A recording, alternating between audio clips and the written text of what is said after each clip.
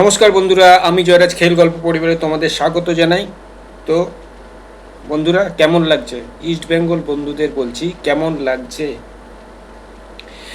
দীর্ঘ 22 বছরের অপেক্ষা সাপ মোচন ঘটল এবং ইস্ট বেঙ্গল আবার ভারত সেরা 22 বছর পর। ইস্ট বেঙ্গল যাতে চ্যাম্পিয়ন হয় সেই আশা নিয়ে প্রচুর দর্শক সমাগম হয়েছিল কিশোরগড়ের স্টেডিয়ামে, যেখানে ইস্ট বেঙ্গলের চ্যাম্পিয়ন হওয়া একটা সময়ের অপেক্ষা ছিল এবং সবাই এক্সপেক্ট করেছিল ইস্ট বেঙ্গল চ্যাম্পিয়ন হবে। কিন্তু যেভাবে ম্যাচটা হয়েছে, যেরকম টান টান উত্তেজনাপূর্ণ ম্যাচটা হয়েছে, বলতেই হবে যে এত সহজে ইস্ট বেঙ্গল চ্যাম্পিয়ন হতে পারেনি। প্রচুর লড়ে তাকে চ্যাম্পিয়নশিপ আদায় করতে হয়েছে। তো এই দীর্ঘ 22 বছরের সাপ মোচনের পর আজ ইস্ট বেঙ্গল সমর্থকদের দিন। ইস্ট বেঙ্গল সভ্য সমর্থকরা আজ বুক ফুলিয়ে বলতে পারবে যে আমরাও আইএসএল চ্যাম্পিয়ন।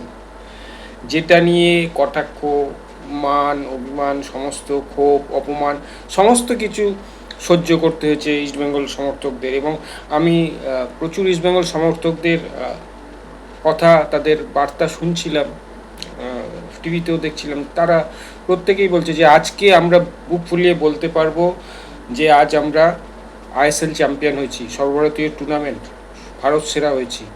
এবং এটাও তারা বলছে যে এই দিনটার জন্য তারা 22 বছর ধরে অপেক্ষা করেছে। তো সেখানে আজকে বলতে হবে যে আজকের দিনটা ছিল ইস্ট বেঙ্গলেরই দিন। তো খেলায় কিন্তু প্রথমে 14 মিনিটের মাথায় ইস্ট বেঙ্গল গোল খেয়ে গেছিল এবং সেই সময় আমারও কিন্তু মনে হয়েছে যে যা, তীরে এসে হয়তো তরি ডুবে গেল, হয়তো এবারও হলো না। কিন্তু ওই যে ইস্ট বেঙ্গল সমর্থকদের চোখের জল, তাদের প্রেয়ার, তাদের আর্তনাদ, সমস্ত কিছু ভগবানের কাছে, ভগবানের উদ্দেশ্যে ছিল যে ভগবান এই আজকের দিনটা আমাদের পার করে দাও, এই একটিবার, আর কিছু চাই না। এবং স্বয়ং ভগবানও হয়তো চায়নি যে ইস্ট বেঙ্গল আজ হারুক। এবং তারপরে কিন্তু যেটা দেখা গেলো যে ইস্ট বেঙ্গল সেকেন্ড হাফের আর্লি স্টেজেই গোল পেয়ে গেল এবং সেটাও কিন্তু ডিফেন্সিভ ল্যাপসের মাধ্যমে গোলটা পেল এজ্জেজারি। তারপরে ইস্ট বেঙ্গল কিছু চেঞ্জেস আনে এবং যেটা দরকার ছিল আরেকটি গোলের, সেটা কিন্তু রাশিদ করে ইস্ট বেঙ্গলকে ট্রফিটা হাতে তুলে দেয়। রাশিদের কিন্তু এই সিজনে ইস্ট বেঙ্গলের হয়ে এই আইএসএলে প্রথম গোল। এবং কোন স্টেজে গোলটা করলো, যেখানে সব থেকে জরুরি, যেখানে ইস্ট বেঙ্গলের মরণবাচন ম্যাচ ছিল, সেখানে কিন্তু রাশিদ গোল করে ইস্ট বেঙ্গলকে ভারত সেরা করলো। এখানে আমি কোনো ইন্ডিভিজুয়াল প্লেয়ারদের নাম বলবো না, পুরো টিম গেম। এই যে পুরো টুর্নামেন্টটা হয়েছে, এবার ইস্ট বেঙ্গলের টিম যথেষ্ট ভালো হয়েছিল এবং বলবোই যে ইস্ট বেঙ্গল যে চ্যাম্পিয়ন হয়েছে, আমি নিজে ঘামছি, গরম প্রচুর পড়েছে, ফ্যান চলছে তাও ঘামছি। যাই হোক, কিন্তু আমি ভিডিওটা না করে তোমাদের সাথে আমার ফিলিং শেয়ার না করে পারলাম না। তো যাই হোক, এই যে ইস্ট বেঙ্গল যে চ্যাম্পিয়ন হয়েছে, এর পিছনে কিন্তু ইস্ট বেঙ্গল সব কটা প্লেয়ার শুধু নয়, তাদের কর্মকর্তা, তাদের ইনভেস্টার, তাদের কোচ, সমস্ত কিছু, সাপোর্ট স্টাফ, সমস্ত কিছু কিন্তু এক সূত্রে গেঁথে এই চ্যাম্পিয়নশিপটা তারপরে তারা পেল।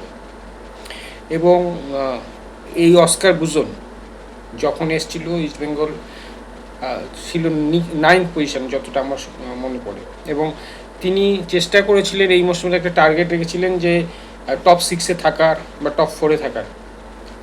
কিন্তু ইস্ট বেঙ্গলকে তিনি এবার চ্যাম্পিয়ন করে দেখালেন। এবং অবশ্যই অস্কার ব্রুজন, ইস্ট বেঙ্গলের নাম যতদিন থাকবে, অস্কার ব্রুজন ইস্ট বেঙ্গল যতদিন থাকবে, তার নাম স্বর্ণাক্ষরে ইস্ট বেঙ্গলের তাঁবুতে লেখা থাকবে যে অস্কার ব্রুজন প্রথম ইস্ট বেঙ্গলকে আইএসএল চ্যাম্পিয়ন করিয়েছেন। এই অস্কার ব্রুজনকেই কিন্তু সিজনের মাঝ পথে, যখন ইস্ট বেঙ্গল একটু তাদের ট্র্যাক থেকে সরে গেছিলো এবং মনে হচ্ছিল যে ইস্ট বেঙ্গল আবার মনে হয় 9th বা 8th পজিশন বা তারও নিচে চলে যেতে পারে, গো ব্যাক ধ্বনি শুনতে হয়েছে। তো যাই হোক, এটা কোচেদের অঙ্গ। আজকে জিরো তো কালকে হিরো।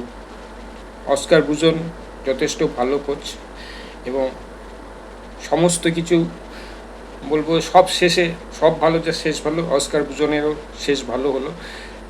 পরে আসছি তিনি থাকবেন কি থাকবেন না। অবশ্যই ইমামি কর্তারা বা ইস্টবেঙ্গল ক্লাব সচিব ক্লাব কর্তারা তারা চাইবেন অস্কার ভূষণকে আবার রেখে দেওয়ার জন্য পরবর্তী সিজনের জন্য। অবশ্যই রাখা উচিত, তিনি এত বড় একটা সাফল্য এনে দিয়েছেন, অবশ্যই তাকে সেই প্রাপ্যটা দেওয়া উচিত। এবং সেটা ডিপেন্ড করছে অস্কার থাকবেন কি থাকবেন না, কিন্তু অবশ্যই তার দিকে অ্যাপ্রোচ করা উচিত এবং এই পুরো টিমটাকে ধরে রাখা উচিত এবং অবশ্যই আরও কিছু প্লেয়ার এনে আরও শক্তিশালী টিম করা উচিত। তো যাই হোক, আজ ইস্টবেঙ্গল প্লেয়ারদের, আজকে সমর্থকদের দিন, তাদের সেলিব্রেশনের দিন। আমি বলবো যে সবাই খুব আনন্দ করো আজকে এই দিনটা আসার জন্য। এই দিনটা অপেক্ষা 22 বছর ধরে ইস্টবেঙ্গল সভ্য সমর্থকরা করেছে এবং অবশ্যই আজ প্রত্যেকটা ইস্টবেঙ্গল ফ্যান, ইস্টবেঙ্গলিয়ান মাথা উঁচু করে কাঁধে কাঁধ মিলিয়ে বলবে আমরা ভারত সেরা। পড়শি ক্লাব তাদেরকেও বলবে যে আমরাও এবার ভারত সেরা। তো ইস্টবেঙ্গলের ছাড়া আরও 3টি ম্যাচ ছিল আজকে, সেইটারও একটু তথ্য আপনাদের দিয়ে দিই। সেটা হলো যে মোহনবাগানের সাথেও কিন্তু দিল্লি এফসির খেলা ছিল এবং 62 মিনিটে দিল্লি এফসি কিন্তু এগিয়ে যায়। পরবর্তীতে মোহনবাগানের গোল করে 2-1 লাস্ট মিনিটে ম্যাকলারেন গোল করে 2-1 মোহনবাগান ম্যাচটি জিতে বেরোয়। আরেকটি ম্যাচ ছিল ওড়িশার সাথে জামশেদপুরের, যেটি ড্র হয় 0-0। আরেকটি ম্যাচ ছিল মুম্বাই সিটি আর পাঞ্জাব এফসির বিরুদ্ধে, যেখানে মুম্বাই সিটি পাঞ্জাব এফসিকে 2-0 গোলে হারিয়ে দেয়। তো এখন ইস্টবেঙ্গল ভারত সেরা হয়েছে গোল পার্থক্যের বিচারে। ইস্টবেঙ্গল 13টি ম্যাচে টোটাল সংগৃহীত পয়েন্ট 26 এবং গোল পার্থক্যে 5 গোলে মোহনবাগানের থেকে এগিয়ে। ঠিক সেকেন্ড পজিশনে রয়েছে মোহনবাগান, তাদেরও 26 পয়েন্ট, গোল পার্থক্যে সেকেন্ড পজিশনে রয়েছে। থার্ড পজিশনে উঠে এসছে মুম্বাই সিটি, তারা 13টি ম্যাচ খেলে তাদের সংগৃহীত পয়েন্ট 25। তো এই মোটামুটি স্ট্যাট। আর অবশ্যই গোল্ডেন বুটের দাবিদার ইস্টবেঙ্গলের এজ্জেজারি। এই মরশুমটা মনে হয়েছিল ইস্টবেঙ্গলের জন্যই। ইস্টবেঙ্গলের মেয়েরা এই মরশুমে ভারত সেরা হয়েছে, এবার হলো ছেলেরাও। তো অভিনন্দন ইস্টবেঙ্গলকে আমার খেল গল্প পরিবারের তরফ থেকে। আমার খেল গল্পের যারা আমার সাথে যুক্ত, যারা ভিউয়ার্স আছো, সবার তরফ থেকে আবারও অভিনন্দন ইস্টবেঙ্গলকে। আর সবার শেষে বলবো ইস্টবেঙ্গলের সমর্থকদের তরফ থেকে জয় ইস্টবেঙ্গল। তো বন্ধুরা খুব আনন্দ করো, নেক্সট মরশুমে ইস্টবেঙ্গল আরও ভালো খেলুক, এটাই চাইবো। অস্কার ভূষণ আমাদের কোচ থাকুক, ইস্টবেঙ্গলের কোচ থাকুক, এটাই চাইবো। আজ এখানেই শেষ করছি, দেখা হচ্ছে পরের ভিডিও। তোমরা ভালো থেকো, সুস্থ থেকো, সঙ্গে থেকো। আর আমার ভিডিওটিকে অবশ্যই শেয়ার করো। যারা ফেসবুক থেকে দেখছো তারা আমার পেজটিকে অবশ্যই ফলো করো, আর যারা ইউটিউব থেকে দেখছো তারা সাবস্ক্রাইব করো অবশ্যই কিন্তু। আর শেষে জয় ইস্টবেঙ্গল।